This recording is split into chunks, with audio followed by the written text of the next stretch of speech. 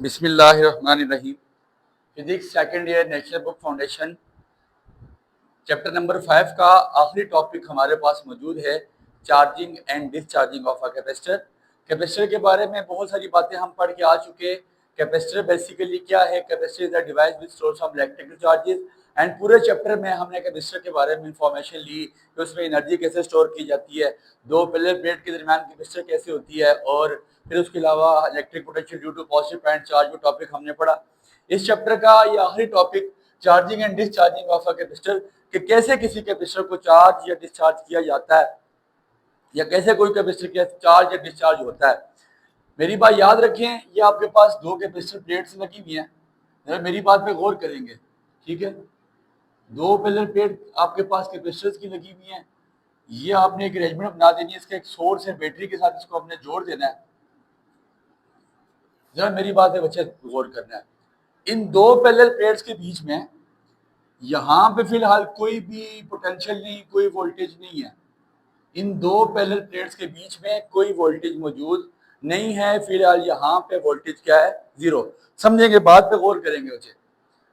Charging और discharging होती कैसे, आपको भी समझ आ जाएगा। अभी दो प्लेट्स हैं, इनके दरमियान में कोई पोटेंशियल मौजूद नहीं है, कोई पोटेंशियल डिफरेंस मौजूद नहीं है। होगा क्या कि मैं इसको बैटरी से सोर्स दूंगा, यहाँ से पॉजिटिव नेगेटिव टर्मिनल दूंगा, तो यहाँ से पॉजिटिव चार्ज निकलना शुरू हो जाएंगे। पॉजिटिव चार्ज निकलना शुरू हो जाएंगे और यहाँ से पॉजिटिव चार्ज निकलते निकलते कहाँ पे चले जाएंगे? जहाँ से आपको पता है पॉजिटिव चार्ज की कमी वाकई हो जाती है। पॉजिटिव चार्ज निकलते हैं तो एक प्लेट आपके पास पॉजिटिवली चार्ज हो जाएगी और दूसरी प्लेट आपके पास नेगेटिवली चार्ज हो जाएगी। ठीक है, एक प्लेट आपके पास पॉजिटिवली चार्ज है और एक प्लेट आपके पास नेगेटिव चार्ज हो गई है। स्टार्ट में दोनों प्लेट्स के में कोई पोटेंशियल मौजूद नहीं था, लेकिन जब बैटरी का सोर्स दिया तो एक प्लेट आपके पास पॉजिटिवली चार्ज होगी और एक प्लेट आपके पास नेगेटिवली चार्ज होगी। यहाँ तक बात समझिएगा। छोटी सी बात लिखिएगा, when the potential difference of the battery is equal to the potential difference between the plates, then the capacitors are fully charged. Then the capacitor are fully charged. फिर कैपेसिटर आपके पास फुली चार्ज हो जाते हैं। कब? जब आपके पास दो parallel plate के दरमियान में जो कैपेसिटर होती है, कि जो दो आपके पास प्लेट लगी हुई हैं और potential difference of the battery बराबर हो जाए, तब आपके पास क्या होता है? जब potential difference of the battery और पैरेलल प्लेट कैपेसिटर, जो दो आपके पास पैरेलल प्लेट्स हैं, इनके दरमियान का पोटेंशियल आपस में बराबर हो जाता है, तो कैपेसिटर आपके पास फुली चार्ज हो जाते हैं। तब आपके पास कैपेसिटर फुली चार्ज हो जाते हैं। इनका हम ग्राफ बना के बताएंगे। ग्राफ बनाइएगा। यहाँ पे आपके पास टाइम है, इसको क्यू नॉट दे दें, equilibrium value.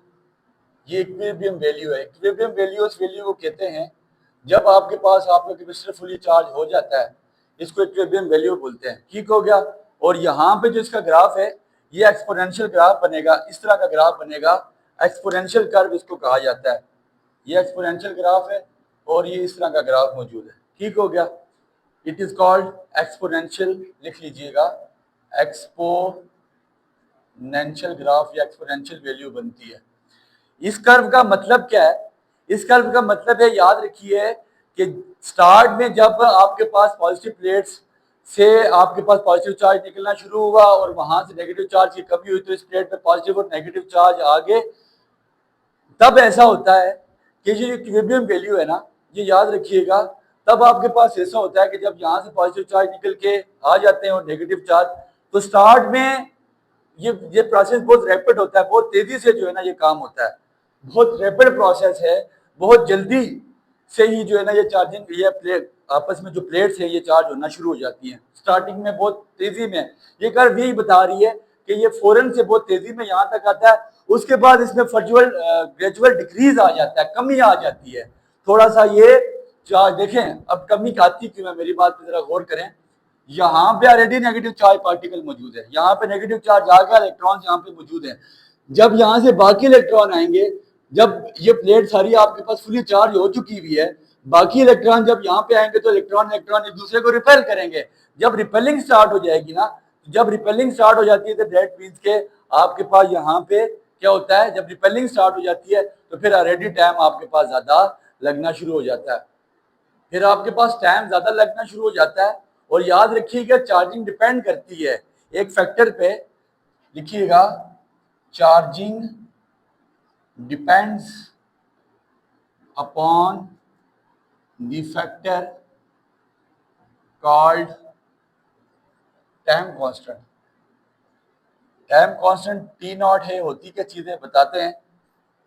Charging time constant पे डिपेंड करती है। एक बैटरी बना लें, थोड़ा सा चार्जिंग आपको मजीद समझ आ जाएगी। दो पहले प्लेट के रजिस्टर हैं, इनके दरमियान यहाँ पे रजिस्टर लगा हुआ है। ये आपके पास बैटरी का सोर्स मौजूद है, यहाँ पे आपके पास स्विच लगी हुई है, ठीक है। ये आपके पास कैपेसिटर है, ये आपके पास क्या है, रजिस्टर। ये पॉजिटिव चार्ज, ये आपके पास नेगेटिव चार्ज।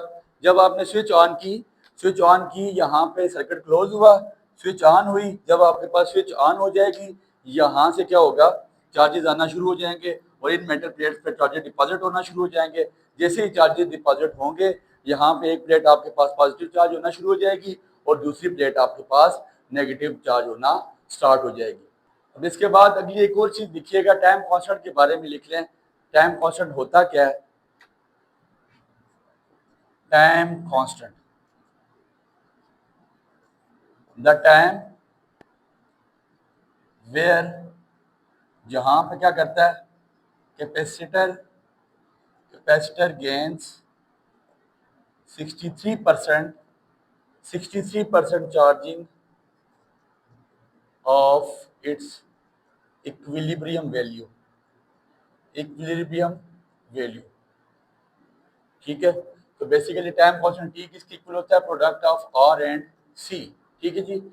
आपके पास टाइम कांस्टेंट है कि जितना कैपेसिटर रेजिस्टेंस का आपस में प्रोडक्ट है उसको हम टाइम कांस्टेंट का नाम देते हैं।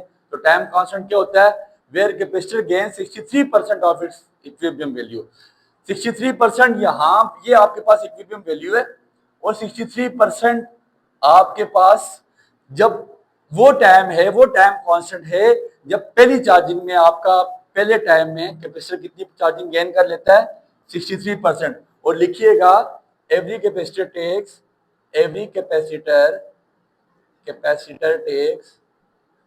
5 time constants to complete its charging. एकदम ऐसा नहीं होता कि आपकी चार्जिंग 100% हो जाए कैपेसिटर की। कोई बुक यहाँ पे 0.63 लिखती है, उसने परसेंटेज में नहीं लिखा, एक ही बात है।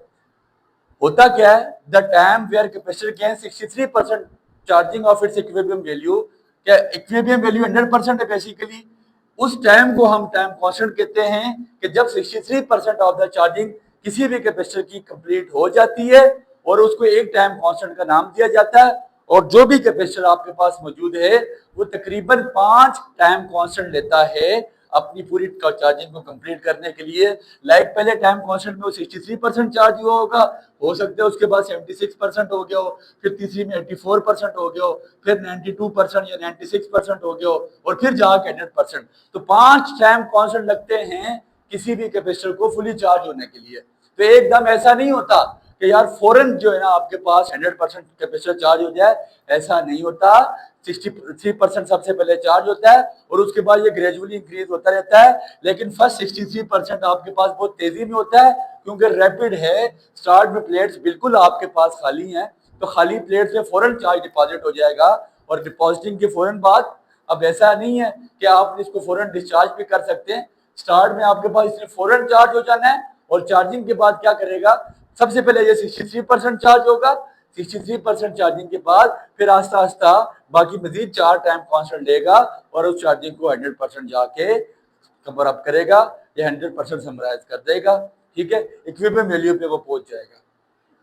अब चार्जिंग के बारे में हमने पढ़ लिया।